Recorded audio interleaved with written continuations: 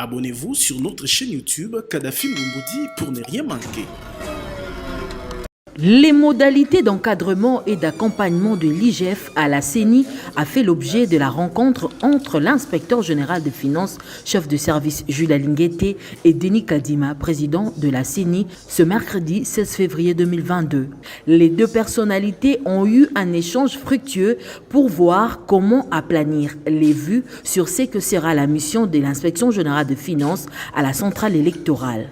Tout ce qu'on avait comme travail à faire, nous avions cliqué, il fallait le faire un peu plus tard. Mais maintenant, au vu de tout ce qu'il y a comme un problème, le président a réitéré rapidement sa demande à l'inspection générale des finances pour que cet accompagnement se fasse maintenant et dans le seul but de garantir la transparence de toutes les opérations financières que la CENI. Abonnez-vous sur notre chaîne YouTube Kadhafi Moumoudi pour ne rien manquer. Quand on parle de l'indépendance et de l'autonomie financière, on parle aussi de la surfacturation des véhicules. Chers journalistes, je vais vous ramener à l'article 6 et 44 de la loi organique qui nous confère notre autonomie administrative et financière, et aussi l'article 84 du règlement intérieur qui nous ramène au type de budget que la CENI a. Nous avons 4 types de budget, notamment le budget de rémunération, le budget de fonctionnement, le budget d'investissement et le budget des opérations. S'agissant du budget des opérations, c'est ça même qui organise les élections. J'ai suivi le ministre des Finances qui parle des chiffres, des montants. Malheureusement, je ne savais pas qu'il y aura un jeu de questions et réponses. Sinon, j'allais vous amener toute la documentation par rapport à ce que la CENI a déjà perçu jusqu'à ce jour. Mais je sais que la CENI a reçu le budget de fonctionnement novembre-décembre. La CENI a reçu le budget de fonctionnement de rémunération. Ce n'est pas avec le budget de rémunération ou de fonctionnement que la CENI peut organiser les opérations électorales. Qu'on s'entende. Aussi, il y a le budget d'investissement. Jusqu'à ce jour, la CENI n'a reçu aucun rang sur le budget d'investissement.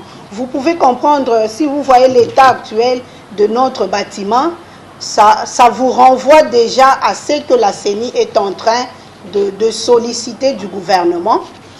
Et là, on parle de l'autonomie financière et administrative. C'est ça même le socle de notre indépendance. Si aujourd'hui la CENI réclame son autonomie financière, c'est parce que nous, la CENI, nous nous considérons, et selon la Constitution et les lois, notamment la loi organique et la loi portant identification et enrôlement des électeurs, toutes ces lois nous confèrent notre indépendance et aussi notre autonomie financière et administrative. C'est pourquoi vous voyez, vous avez vu la sortie médiatique du président Kadima qui n'a fait que répondre aux questions des journalistes. Mais malheureusement, il y a eu une réplique du ministre des Finances et je vous assure que la CENI n'est pas dans cette démarche-là du jeu de ping-pong. On ne veut pas réagir ou on ne veut pas répliquer parce que la CENI a sorti sa feuille de route. La CENI s'en tient à sa feuille de route qui doit...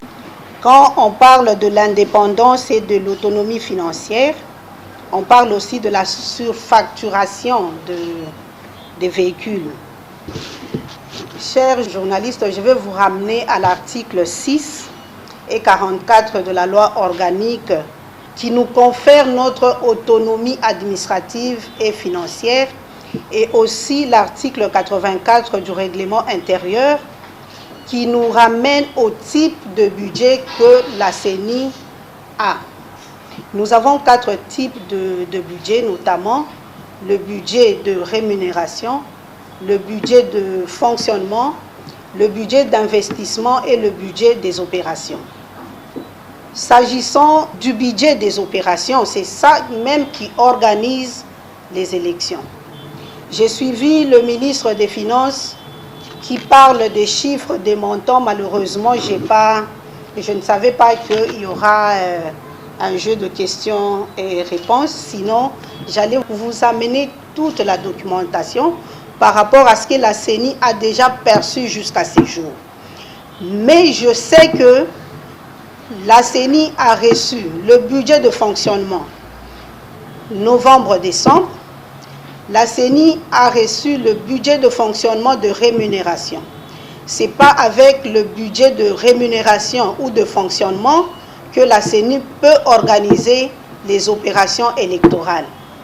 Qu'on s'entende.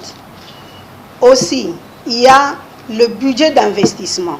Jusqu'à ce jour, la CENI n'a reçu aucun rang sur le budget d'investissement.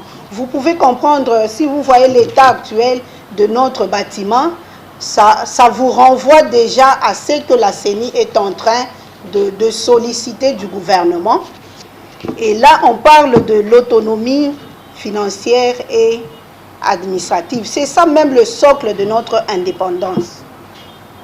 Si aujourd'hui la CENI réclame son autonomie financière, c'est parce que nous, la CENI, nous nous considérons, et selon la Constitution et les lois, notamment la loi organique et la loi portant identification et enrôlement des électeurs, toutes ces lois nous confèrent notre indépendance et aussi notre autonomie financière et administrative. C'est pourquoi vous voyez, vous avez vu la sortie médiatique du président Kadima qui n'a fait que répondre aux questions des journalistes. Mais malheureusement, il y a eu une réplique du ministre des Finances et je vous assure que la CENI n'est pas dans cette démarche-là du jeu de ping-pong. On ne veut pas réagir ou on ne veut pas répliquer parce que la CENI a sorti sa feuille de route. La CENI s'en tient à sa feuille de route qui doit la mener à l'organisation des élections dans le délai constitutionnel. Vous avez parlé de la surfacturation, c'est M. Dadi de TV5 qui a posé cette question. Je me demande c'est quoi la surfacturation. Nous avons été investis depuis le 26, nous avons prêté serment, il y a eu remise et reprise et je vous assure jusqu'à ce jour, les membres de la CENI utilisent leurs véhicules personnels. Les véhicules de fonction, jusque-là, aucun membre ne vous dira, même le président de la CENI, il utilise son véhicule personnel. Nous avons vu le concessionnaire CFAO, permettez-moi de vous le citer, vous tous, vous connaissez la crédibilité et le sérieux de cette société, de ce concessionnaire. Nous avons déposé notre proforma au niveau du ministère des Finances. Quant à lui de vérifier si c'est vrai ou si c'est faux. Mais je vous assure que nous avons déposé ces factures et à lui de vérifier parce que nous sommes conscients que c'est une facture réelle que nous avons déposée. Imaginez-vous, il a parlé de véhicules qui coûteraient 30-40 fois. Prenons l'exemple même d'un véhicule qu'on peut acheter au plus bas prix, 10 000 $, fois 30, comme il a dit, ou 40. Donc là, on est à 300 000 $ pour un véhicule. Sincèrement, qu'on se le dise. Est-ce que nous, la CENI, nous sommes prêts, les membres que vous voyez ici, nous sommes prêts à rouler dans une bagnole de 300 000? Nous sommes 15 membres de la CENI. Et les 15 membres, si on doit faire même un véhicule à 10 000, on ne va pas dans les chiffres qu'il a donnés. Sincèrement, le sujet est venu de la réclamation de notre autonomie administrative et financière parce que nous voulons être réellement indépendants. Dans la mutualisation, on voit le recensement, on voit aussi l'enrôlement ou l'identification et l'enrôlement des électeurs. À ce jour, il y a eu des réunions avant que la nouvelle équipe ne soit installée. Il y a eu des réunions au niveau de la primature ils ont avancé avec la mutualisation. Comme vous le savez, déjà avec notre feuille de route, nous sommes en retard. Si on doit s'en tenir aussi à la mutualisation, on n'est pas prêt alors à organiser les élections à temps réel ou dans le délai constitutionnel. C'est pourquoi nous, la CENI, par rapport aux contraintes que nous avons, beaucoup plus les contraintes constitutionnelles et légales, nous nous sommes dit, aller dans la mutualisation, ça va nous poser des problèmes. La mutualisation, là, on voit un plus grand nombre. Notamment le recensement, on voit toutes les catégories, toute la couche ou toutes les couches de la population, alors qu'avec la CENI ou l'enrôlement et l'identification des électeurs, on a une cible bien déterminée, qui est les majeurs de 18 ans révolus. Aussi, si on doit s'en tenir à la mutualisation, les majeurs viennent vers la CENI, viennent vers les bureaux ou les centres d'inscription, alors que le recensement, il faut aller de maison en maison. Quand est-ce que nous allons finir le recensement? Quand est-ce que nous allons envoyer les recensés au bureau ou au centre d'inscription? C'est toutes ces questions que la nouvelle équipe s'est posée, et pour ça, on s'est dit qu'on soit éclairé pour avancer. Voilà un peu les éléments que je peux donner par rapport à ça. Commission électorale nationale indépendante. Décision numéro 006, CENI, BUR, 2022, du 15 février 2022, portant publication du calendrier de l'élection des gouverneurs et vice-gouverneurs de la province de Sankuru. Le bureau. Vu la Constitution de la République démocratique du Congo du 18 février 2006, telle que modifiée à ce jour, spécialement en son article 211, vu la loi organique numéro 13, 012 du 19 avril 2013, modifiant et complétant la loi numéro 10, 013 du 28 juillet 2010, portant organisation et fonctionnement de la Commission électorale nationale indépendante, et la loi numéro 21 012 du 3 juillet 2021, spécialement en ses articles 9, 13 alinéa 2, 23 quater et 25.2 et 3. Vu la loi numéro 06, 006 du 9 mars 2006, portant organisation des élections présidentielles, législatives, provinciales, urbaines, municipales et locales, telles que modifiées et complétées à ce jour, spécialement en ses articles 11, 159 et 160, vu les résolutions de l'Assemblée nationale numéro 003, CAB, AN, P, 2021, du 16 octobre 2021, et numéro 004, CAB, AN, CM, 2021, portant entérinement de la désignation des membres de la Commission électorale nationale indépendante.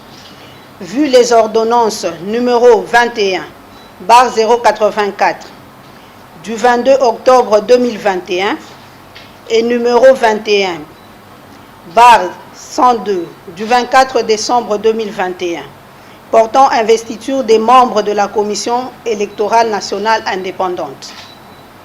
Vu le règlement intérieur de la Commission électorale nationale indépendante, tel que déclaré conforme à la Constitution par la Cour suprême de justice, faisant office de la Cour constitutionnelle en son arrêt numéro RS 267 TCR du 6 décembre 2013, vu la décision numéro 00 bis CENI BUR 18 du 19 février 2021, portant mesures d'application de la loi numéro 006 du 9 mars 2006 relative à l'organisation des élections présidentielles, législatives, provinciales, urbaines, municipales et locales, telles que modifiées et complétées à ce jour, spécialement en ses articles 24, 108, 110.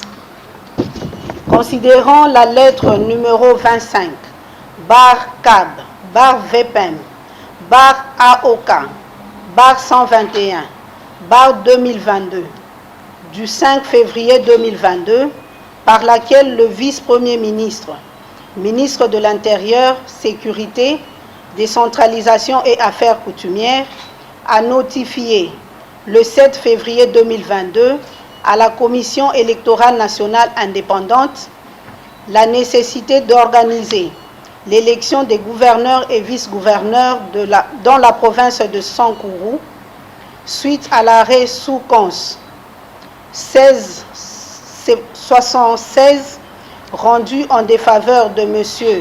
Mukumadi Stéphane en date du 30 novembre 2021, vu la nécessité et l'urgence. Après délibération en assemblée plénière, décide, article 1er, l'organisation de l'élection des gouverneurs et vice-gouverneurs dans la province de Sankourou est arrêtée conformément au calendrier en annexe de la présente. Article 2. Les gouverneurs et vice-gouverneurs sont élus sur une même liste en conformité aux dispositions de l'article 159 de la loi électorale. Article 3.